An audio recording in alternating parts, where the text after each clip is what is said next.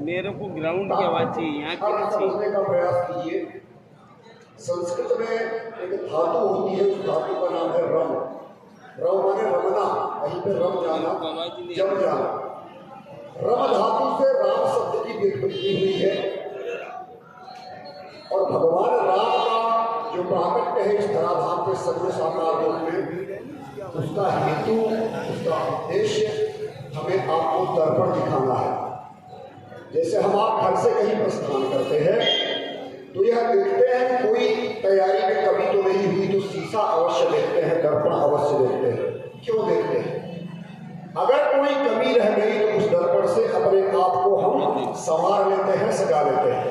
उसी प्रकार से मानव जीवन में कर्तव्य हमारे क्या है, धर्म हमारे क्या है, उस धर्म को, कर्तव्य को, अपनी ड्यूटी को बताने के लिए जो दर्पण है वो है भगवान श्री राम। वह भगवान श्री राम है। रमन्ते योगिनः यस्य सा राममुच्यते। जहाँ योगी लोग रमते हैं, जिसका योगी ध्यान करते हैं, ज्ञानी जिसका गुणगान करते हैं, भक्त जिसकी भक्ति करते हैं, वही है श्री राम।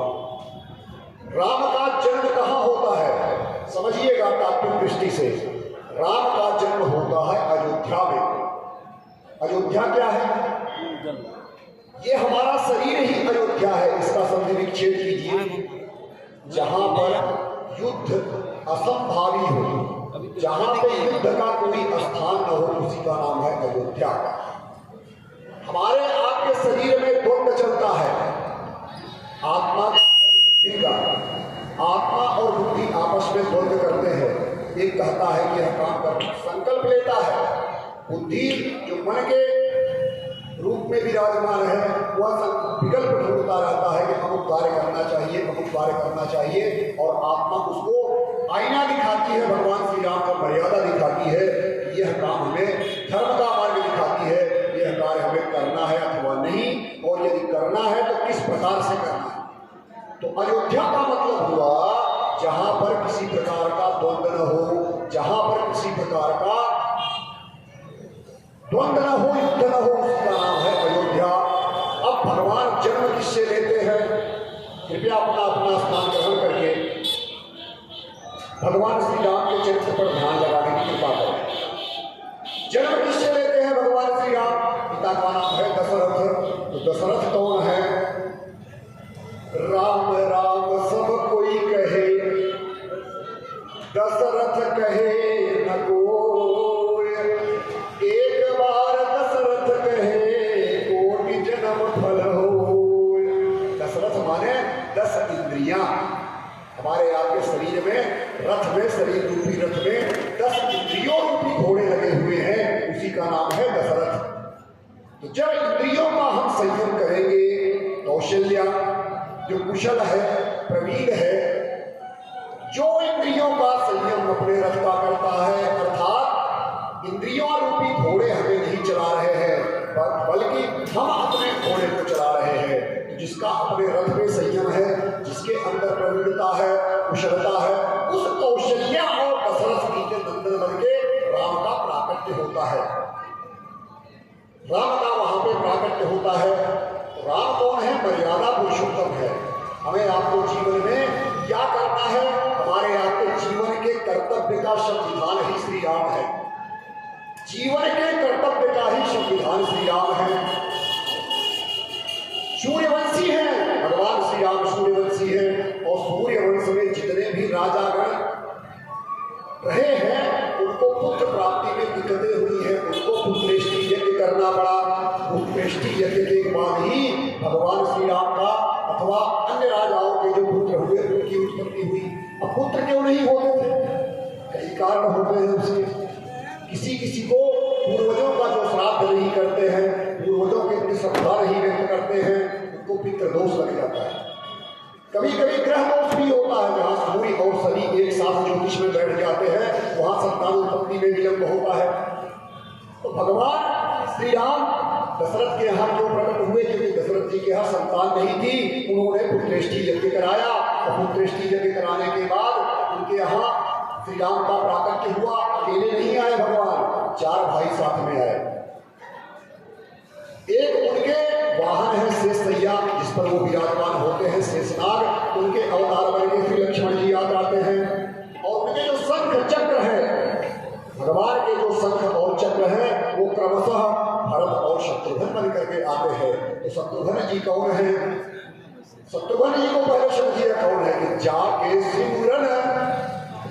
सुमिरन तेरी पुनासा, नाम शत्रुघ्न वेद प्रकाशा। जिनके सुमिरन करने से शत्रुओं का नाश हो जाता है, उसी का नाम है शत्रुघ्न। बोलिए शत्रुघ्न महाराज की जय। लक्ष्मण जी कौन है? शेषावतार लक्ष्मण जी के बारे में सुनिए। लक्षण धाम राम प्रिय, सकल जगत आधार। संपूर्ण जगत के आधार ही लक्ष्मण जी हैं। ये धरती जिसके ऊपर टिकी हुई है वो लक्ष्मण जी हैं। तो लक्षण धाम राम प्रिय, सकल जगत आधार। अपूर्व वशिष्ठ ही राखा, लक्ष्मण नाम उदार। बोलिए लक्ष्मण महाराज की जय। और लक्ष्मण जी ने अपना हेतु माता पिता पर नहीं किया। माता पिता को उन्होंने माता पिता नहीं माना। भगवान श्री राम कहते हैं पिता और माता का आज्ञा का पालन करना ही लक्ष्मण जी सबसे श्रेष्ठ धर्म है। तो उसका उत्तर लक्ष्मण जी क्या देते हैं कि गुरु पितुमातुर जानहु काहू, करहु स्वभाव नाथ पति जाऊ। मोरे सबहि, लक्ष्मण जी के वचन सुनिए कि मोरे सबहि एक तुम स्वामी, तीन बंधुर अंतर्यामी। बोलिए लक्ष्मण महाराज की जय। भरत जी कौन है? जो भगवान के शंख का अवतार है। शत्रुघ्न जी चक्र का अवतार है, जो उपयोग दुश्मनों का रिपुओं का दमन करते हैं, वो शत्रुघ्न है। भरत जी कौन है? जिनसे हमारा आपका पोषण होता है कि विश्व भरण पोषण कर जोई, ताकर नाम भरत यश होई। वो भरत जी महाराज हैं। बोलिए भरत महाराज की जय। राम कौन है? ब्रह्म है, निर्गुण निराकार निर्विशेष निरूपाधिक। जब उस ब्रह्म को इस धराधाम पे विप्रदेन शुभशंत हितलीन मनुष्य अवतार, इनकी रक्षा के लिए धराधाम पे धर्म की रक्षा करनी होती है, तो जब वो सगुण साकार रूप धारण करता है तो उसी ब्रह्म का नाम हो जाता है भगवान।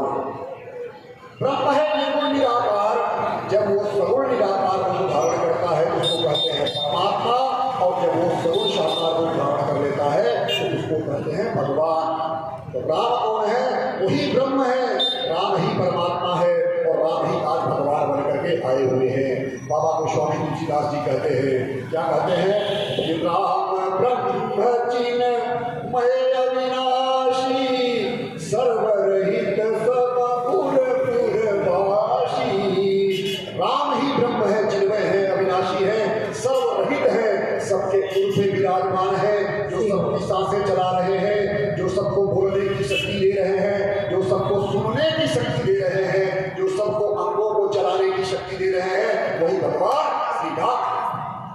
जो जगत का प्रकाश कौन है? जो जगत प्रकाशित हो रहा है किसकी वजह से हो रहा है? तो जगत प्रकाश प्रकाशक राम,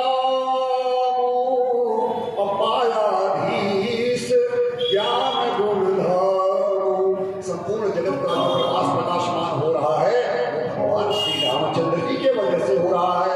और माया, माया क्या है? जो असत्य को दिखाती है, सत्य को छिपाती है, उस माया के पति है भगवान श्री राम।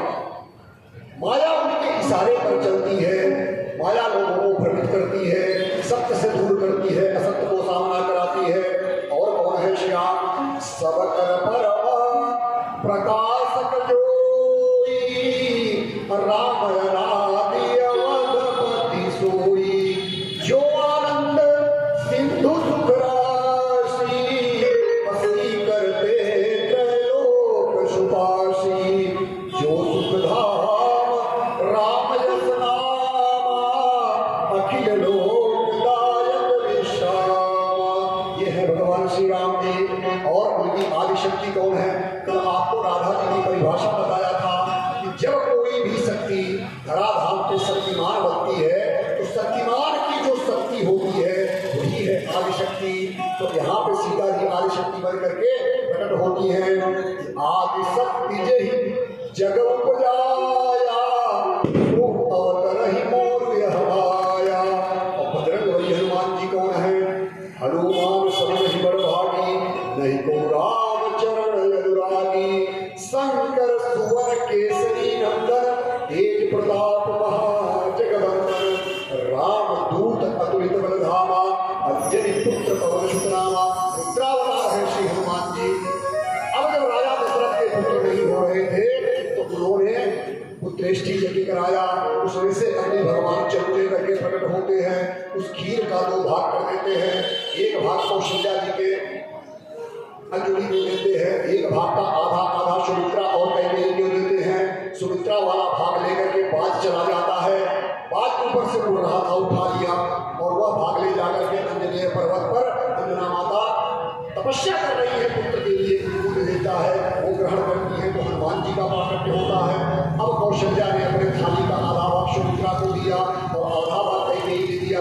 सुमित्रा जी के 2 पुत्र हुए और सुमित्रा जी ने उसकी कृतज्ञता ज्ञापित करने के लिए बोला कि एक पुत्र हमारा दीदी आपके बेटे की सेवा करेगा और एक पुत्र आपके बेटे की सेवा करेगा।